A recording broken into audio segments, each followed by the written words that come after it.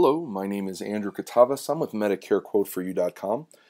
Thank you for joining us today. We wanted to go over a brief description of what we do and also Medicare Part A. You can also follow up on our other videos, Medicare Part B, Medicare Part D, and also Medicare Supplement plans. Well, let's start off with Medicare Part A. First, as you can imagine, now that you're starting Medicare, or you might have even been in Medicare for a while now, you've realized that Medicare can be kind of a maze. This is actually a cartoon that was depicted in the New York Times, and it's definitely something that we see our clients deal with quite often. There's just a lot of confusion as to what's the best way to go and what's the best way to secure their financial stability. What we're going to discuss today is Medicare Part A, and Medicare Part A is something that you will receive when you turn 65, or if you're under the age of 65 and you have a disability and you qualify, you'll also receive Medicare Part A. Think of Medicare Part A as the hospital portion of Medicare. So it covers all Medicare approved expenses.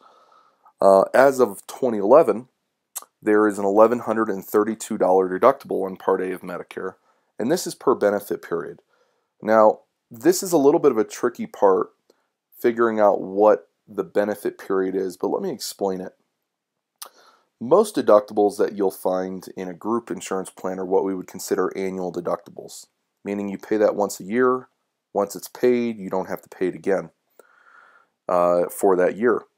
The $1,132 deductible that we are referring to here is a per benefit period deductible, meaning that it is only good for 60 days after an illness or an injury. So if you went into the hospital for a hip issue and you got a hip replacement, you would have to pay the $1,132 deductible. If you go back in the hospital for that same hip within a 60-day period of time, you'll be able to stay under that deductible's umbrella. However, if you went outside of that 60-day window or for any other reason, you would have to come up with a new $1,132 deductible. So we've seen this deductible happen quite often. It reoccurs over and over again depending on the person's health situations that year. Now, there's typically no cost for Medicare Part A. And the reason why this is not that it doesn't cost anything, it's just that you've paid for it over your working life through deductions out of your paycheck. So it's not something that you have to pay for now. And this is self-funded and government administered. There are some other things that are covered under Part A. Blood is covered under Part A. Home health services is covered under Part A.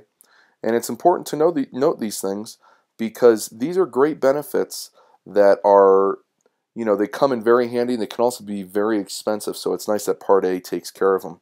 You'll also notice that you have skilled nursing facility care, hospital stays, and hospice care for people with terminal illness.